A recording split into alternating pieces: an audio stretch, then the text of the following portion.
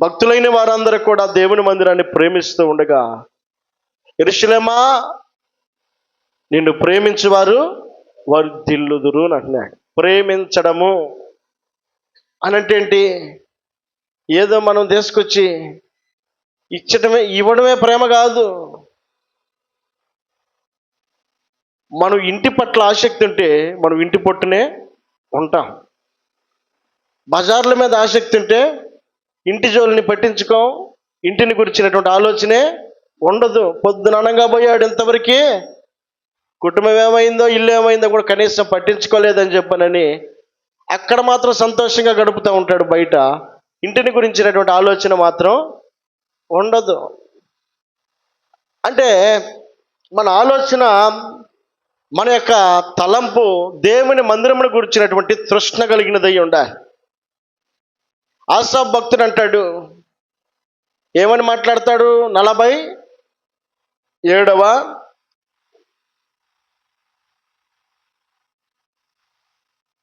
ఆ 42వ కీర్తనలో కోరా కుమారులు అంటారు, ఏమంటాడు? దుప్పి నీటి వాగుల కొరకు ఆశపడినట్లు దేవా నీ కొరకు నా ప్రాణము ఆశపడుచున్నది.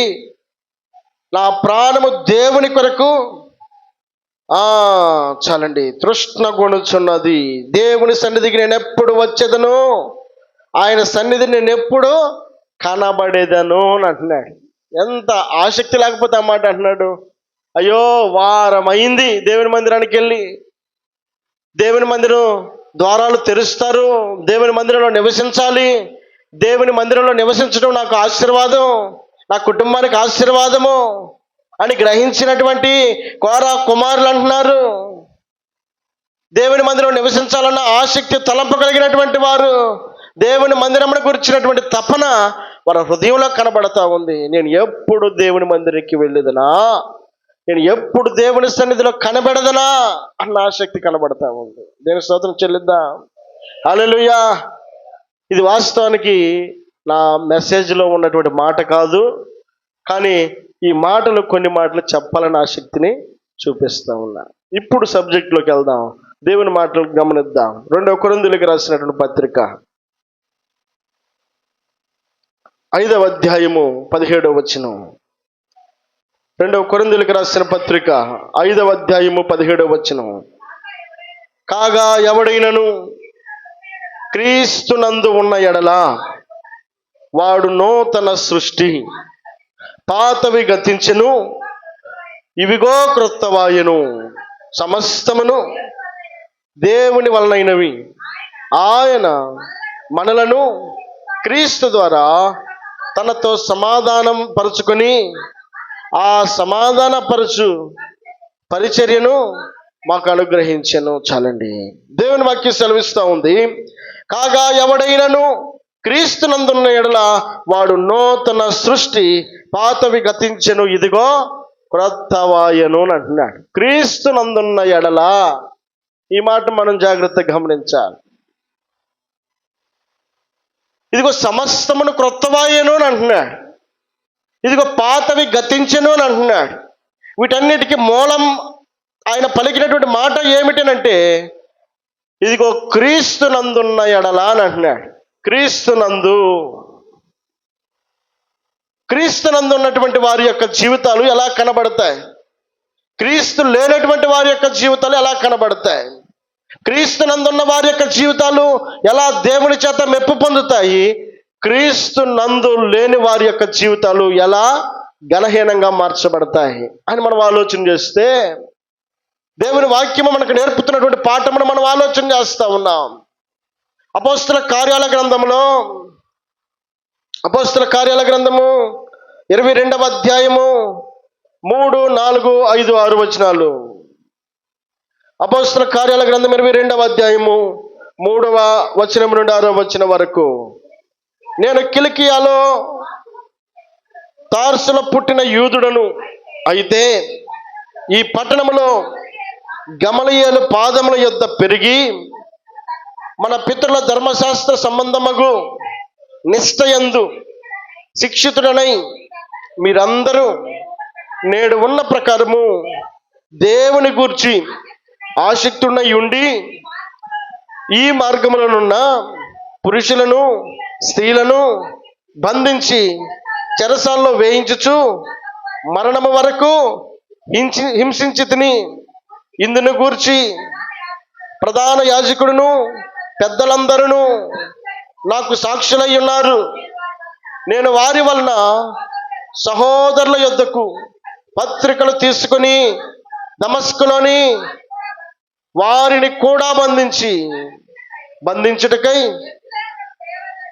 యెరూషలేమునకు తేవలనని అక్కడకు వెళ్ళి తిని, నేను ప్రయాణము చేయుచు దమస్కులకు సమీపించినప్పుడు మధ్యాహ్న కాలమందు ఆకాశము నుండి గొప్ప వెలుగు అకస్మాత్తుగా నా చుట్టూ ప్రకాశించెను. చాలండి, చాలు.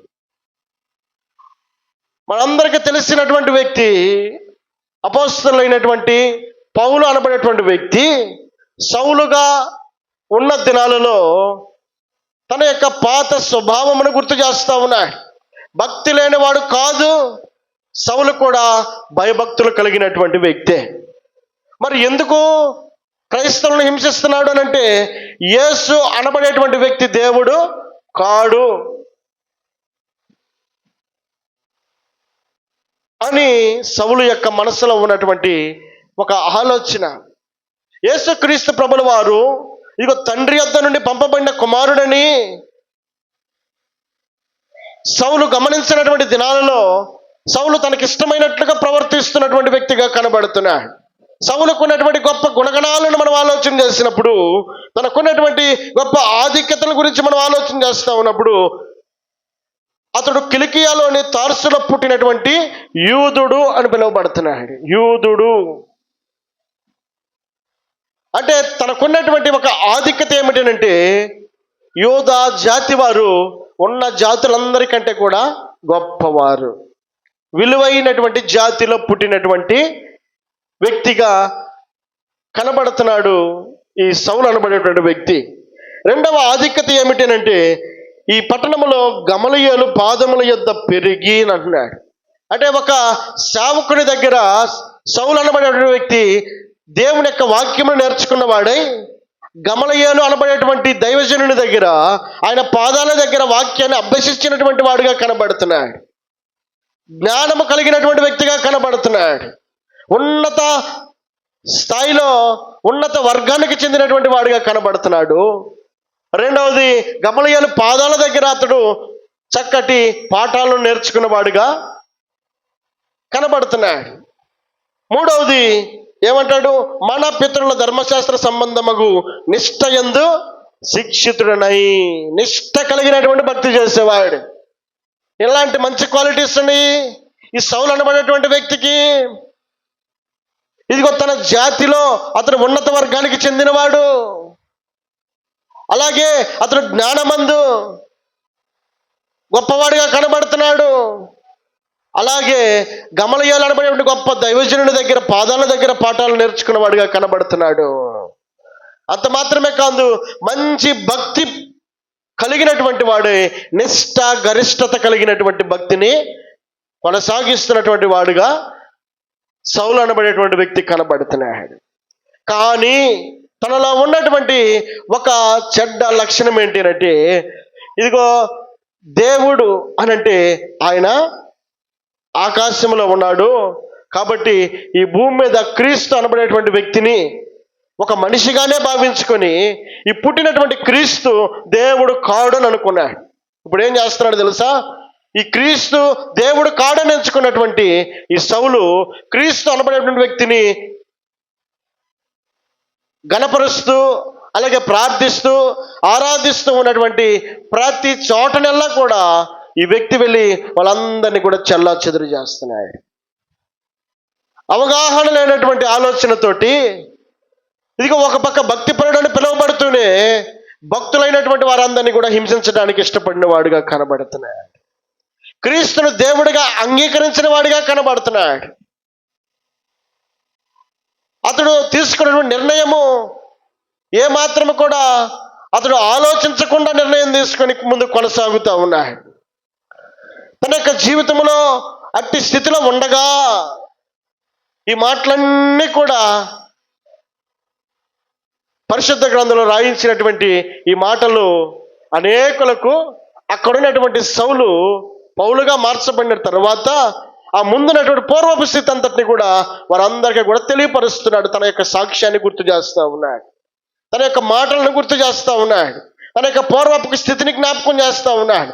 క్రీస్తును దేవునిగా అంగీకరించినటువంటి ఈ వ్యక్తి క్రీస్తును దేవుడిగా పూజిస్తే, యేసును దేవుడిగా పూజిస్తే వారందరినీ కూడా చంపడానికైనా కూడా వెనకాడినటువంటి వ్యక్తిగా కనబడుతున్నాడు. మూర్ఖపు ఆలోచనతోటి ఈ సౌలు అనబడేటువంటి వ్యక్తి ప్రయాణం కొనసాగిస్తూ ఉన్నాడు.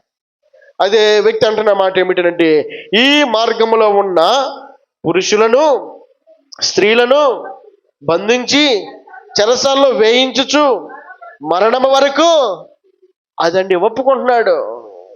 నేను ఒకప్పుడు ఇలాంటి వాడిని అని అంటున్నాడు. నేను పేరుకి మాత్రం గొప్పవాడిగానే ఉన్నాను, కానీ నా క్రియలలో నా ఆలోచనలో ఏమాత్రం కూడా దేవునికి ఇష్టమైనవిగా లేవు. నేను అనుకున్నదే కరెక్ట్ అనుకున్నాను, నాకు నచ్చిందే సరైంది అనుకుంటా ఉన్నాను, నాకు నచ్చిన మార్గమే కరెక్ట్ అనుకుంటా జీవిస్తూ ఉన్నటువంటి దినాలలో ఈ సౌలు అనబడేటువంటి వ్యక్తి అనేకులను హింసించాడట, అనేకులను చంపేశాడు, అనేకులను చెరసాల్లో వేయించాడు, అనేకుల ఎడల కరకసత్వంగా ప్రవర్తించిన వాడుగా ఉన్నాడు. తన ఇష్టాన్ని జరిగించడం కోసం వారందరినీ కూడా బాధ పెట్టడానికి ఇష్టపడ్డాడు. మరి దేవుడు ఎక్కడున్నాడు? కష్టపెట్టేవారు, బాధ పెట్టేవారు ఎక్కువైనప్పుడు దేవుడు చూస్తా ఊరుకుంటాడా అని అంటే, జకర్యా గ్రంథంలో ఒక మాట రాయబడింది, జ్ఞాపకం చేసుకుందామా? జకర్యా గ్రంథము 2వ అధ్యాయము 8వ వచనంలో, సైన్యములకు అధిపతియగు యెహోవా సెలవిచ్చినదేమనగా, మిమ్మును ముట్టినవాడు తన కనుగుడ్డును ముట్టినవాడని ఎంచి తనకు ఘనత తెచ్చుకొనదలచి మిమ్మును దోచుకొనిన అన్ని జనుల యొద్దకు ఆయనను పంపి ఉన్నాడు. దేవుని వాక్యం సెలవిస్తూ ఉంది. దేవుడే తన యొక్క మాటను వెల్లడిపరుస్తూ ఉన్నాడు. ఇదిగో సైన్యములకు అధిపతి యెహోవా సెలవిచ్చినదేమనగా, మిమ్మును ముట్టినవాడు తన కనుగుడ్డును ముట్టినవాడని ఎంచి అని అంటున్నాడు. భక్తి జీవితంలో కొనసాగుతూ ఉన్నటువంటి నీకు నాకు మనుషుల సహాయం అవసరం లేకపోవచ్చేమో, దేవుడు అంటున్నాడు, నువ్వు భక్తి పరురాలు అయితే, నువ్వు భక్తుడు అయితే, నువ్వు దేవుని యందు గనక నీ భక్తి జీవితాన్ని గనక కొనసాగిస్తున్నటువంటి వ్యక్తివైతే మనుషుల యొక్క అండ నీకు లేకపోవచ్చేమో, కానీ దేవుడు అంటున్నాడు, నిన్ను ముడితే నా కనుగుడ్డుని ముట్టిన దానితో సమానం అంటున్నాడు. చూస్తా ఊరుకోడు ఆయన, సహించమన్నారు వాడు ఆయనే, కానీ సహించి సహించి సహించి తర్వాత అది దేవునికి హితమయ్యేటట్లుగా ఆ పరిస్థితి మారినప్పుడు ఆయనే పరిష్కారాన్ని చూపిస్తాడు. ఆయన కనుగుడ్డును ముట్టినతో సమానమట. మరి సౌలు ఇష్టానుసారంగా ప్రవర్తిస్తూ ఉన్నప్పుడు, సౌలుకు నచ్చినట్లుగా ప్రవర్తిస్తూ ఉన్నప్పుడు, సౌలు ఏది తోస్తే అది చేస్తూ ఉన్నప్పుడు, అక్కడ ఉన్నటువంటి ప్రజలందరినీ కూడా దేవుని మార్గాల్లోనూ అలాగే సమాజ మందిరాల్లోనూ నివసిస్తూ ఉన్నటువంటి దేవుణ్ణి మహిమపరుస్తూ ఉన్నటువంటి బిడ్డలందరినీ కూడా పాడు చేస్తూ ఉన్నాడు. సంఘమంతటిని కూడా చల్లా చెదురు చేస్తూ ఉన్నాడు. ఇప్పుడు దేవుడు సౌలును ముట్టడం ప్రారంభించాడు, సౌలును తాకడం ప్రారంభించాడు. అపోస్తల కార్యాల గ్రంథము ఇందాక చదివినటువంటి మాట, నేను ప్రయాణము చేయొచ్చు దమస్కునకు సమీపించినప్పుడు మధ్యాహ్న కాలమందు ఆకాశము నుండి గొప్ప వెలుగు అకస్మాత్తుగా నా చుట్టూ ప్రకాశించును. నేను నేల మీద పడి, సౌలా సౌలా నీవెందుకు నన్ను హింసించుచున్నావని నాతో ఒక స్వరము పలుకుట వింటిని. చాలండి. ఏమంటున్నాడు? నేను నేల మీద పడి, సౌలా సౌలా నీవెందుకు నన్ను హింసించుచున్నావని నాతో ఒక స్వరము పలుకుట వింటిని అని అంటున్నాడు. అంటే దేవుడితోటి ఎలా హింసించడానికి సౌలు పూనుకున్నాడు. దేవుడు కనబడలేదు, అక్కడ డైరెక్ట్గా దేవుడితోటి యుద్ధానికి దిగలేదే. మరి జరిగినటువంటి పరిస్థితిని దేవుడు తనకు ఆపాదించుకుంటా ఉన్నాడు. ఇందాక వాక్యం సెలవిచ్చినటువంటి మాట ప్రకారముగా మిమ్మల్ని ముట్టినవాడు నా కనుగుడ్డును ముట్టిన వాడిగా ఎంచుకుంటాడట దేవుడు. అక్కడ బాధ పెట్టింది, కష్టపెట్టింది, శ్రమ పెట్టింది ప్రజలను. అయితే సౌలుతో ఆయన మాట్లాడుతున్న మాట ఏమిటంటే, నీవు నన్ను హింసించుచున్నావు? అయ్యా నీవెవరవేనంటే, నీవు హింసించుచున్న యేసును నేనే అని అంటున్నాడు. అర్థం కాల సౌలుకి. ఏమంటున్నాడు? అందుకు నేను, ప్రభువా నీవెవడమని అడిగినప్పుడు ఆయన, నేను నీవు హింసించుచున్న నజరేయుడగు యేసును అని నాతో చెప్పెను. నాతో కూడా ఉన్నవారు ఆ వెలుగును చూచిరు గాని నాతో మాట్లాడిన వారి స్వరము వారు వినలేదు. అప్పుడు నేను, ప్రభువా నేను ఏమి చేయవలనని అడుగగా, ప్రభువు నీవు లేచి దమస్కులోనికి వెళ్ళుము, అక్కడ నీవు చేయుటకు నియమింపబడినవన్నీ నీకు చెప్పబడును. అదండి. ఇప్పుడు దేవుడు సౌలుతో మాట్లాడినటువంటి మాట, సౌలు నీవు హింసించుచున్న యేసు నేనేనయ్యా. అకస్మాత్తుగా ఆయనకి ఎదురైనటువంటి పరిస్థితిని గుర్తించినటువంటి ఈ వ్యక్తి, నీవెవరమని చెప్పని అడుగుతున్నాడు. హింసించుచున్న యేసు నేనేనంటున్నాడు. కష్టపెట్టినటువంటి ఈ వ్యక్తి కష్టపడేవన్న వారి పక్షాన దేవుడు ఉంటాడన్న విషయాన్ని గ్రహించలేదు. కష్టపడుతున్నటువంటి వారి పక్షాన దేవుడు ఉంటాడని గ్రహించలేకపోయాడు. కష్టపెట్టినటువంటి వ్యక్తికి దేవుడు ఇప్పుడు గుర్తు చేస్తున్నాడు. దేవుడు ఇప్పుడు ఆలోచించుకునేటువంటి అవకాశాన్ని ఇస్తా ఉన్నాడు. సరి చేసుకునేటువంటి అవకాశాన్ని ఇస్తా ఉన్నాడు. క్రమపరచబడే అవకాశాన్ని ఇస్తా ఉన్నాడు. దేవుడు తనను తాను బయలుపరుస్తా ఉన్నాడు తన మాట ద్వారా. ఇప్పుడు సౌలు పౌలుగా మార్చబడాలి అంటే, నేను చూపించు ప్రదేశమునకు నీవు వెళ్ళుము అంటున్నాడు. అక్కడ నీ కొరకు సిద్ధపరచబడినటువంటి వ్యక్తి అక్కడ ఉంటాడని అంటున్నాడు. ఏ మాటనైతే ఆధారం చేసుకున్నటువంటి ఈ వ్యక్తి వెంటనే దేవునికి సరెండర్ అవ్వడానికి ఇష్టపడ్డాడు. మూర్ఖత్వం కలిగినటువంటి వ్యక్తి అయినా, లేదా పాడు చేయడానికి ఇష్టపడే వ్యక్తి అయినా, లేకపోతే దేవుని హింసిస్తున్నటువంటి వ్యక్తి అయినా, ప్రజలను కష్టపెడుతున్నటువంటి వ్యక్తి అయినా, దేవునికి అయిష్టంగా బ్రతుకుతున్నటువంటి వ్యక్తికైనా దేవుడు ఒక అవకాశాన్ని ఇస్తాడు. సరి చేసుకోవడానికి ఒక అవకాశాన్ని ఇస్తాడు. క్రమపరచుకోవడానికి ఒక అవకాశాన్ని ఇస్తాడు. ఎంత పెద్ద ఘోర పాపికైనా సరే ఒక అవకాశాన్ని దేవుడు ఇస్తాడు. యేసుక్రీస్తు ప్రభుల వారితో ఒక దొంగ ఆయన ప్రక్కన సిలువ వేయబడ్డానికి ఉన్న సమయంలో సరిచేయబడాలన్న ఆలోచన కలిగినటువంటి ఒక దొంగ అంటున్న మాట ఏమిటంటే, తండ్రి నీ రాజ్యంలో నన్ను జ్ఞాపకం చేసుకయ్యా అని అంటున్నాడు. అంటే జ్ఞాపకం చేసుకోమని అడుగుతున్నాడు అని అంటే తన మనసులో మారు మనసు కలిగినటువంటి వ్యక్తిగా దేవుడు గుర్తించాడు కనుక, నేడు నీవు నాతో కూడా పరదేశంలో ఉంటావు అని అంటున్నాడు. మనం అడగాలే కానీ దేవుడు అవకాశం ఇవ్వడానికి ఎదురు చూస్తూ ఉన్నాడు. మనం అడగాలే కానీ హక్కును చేర్చుకోవడానికి ఆయన అవకాశం ఇస్తూ ఉన్నాడు. మనం అడగాలే కానీ ఆయన మన యెడల తన యొక్క కనికరమును చూపడానికి ఎంతో ఇష్టపడే దేవుడు అయి ఉన్నాడు. మనం అడగాలన్న ఆలోచన మన హృదయంలో ఉన్నప్పుడు కనకరించే మనసును దేవుడు కలిగి ఉంటాడు. చిన్న కుమారుడు అనబడినటువంటి వ్యక్తి దూరదేశానికి వెళ్ళి దుర్వ్యాపారంలో సమస్తమును పోగొట్టుకుని ఏమీ లేని వాడిగా బక్క చిక్కినటువంటి మనిషిగా తండ్రి వద్దకు రావడానికి తన మనసులో అనుకున్నాడు. ఇది ఒక కుమారుడిగా ఉండటానికైతే నేను అవకాశం లేదు, కానీ కనీసం కూలి వాండర్లో ఒకటిగానైనా ఉండటానికి నేను నా తండ్రి దగ్గర ఉంటే నేను క్షేమంగా ఉండగలుగుతానని మనసు మార్చుకొని బుద్ధి వచ్చినప్పుడు తిరుగు ప్రయాణం అయితే తండ్రి చూస్తా ఊరుకున్నాడా? ఏం చేశాడు? ఒకప్పుడు ఎదిరించినటువంటి ఈ కుమారుణ్ణి తండ్రి అవేవి మనసులో పెట్టుకోలేదు. ఏం చేశాడు?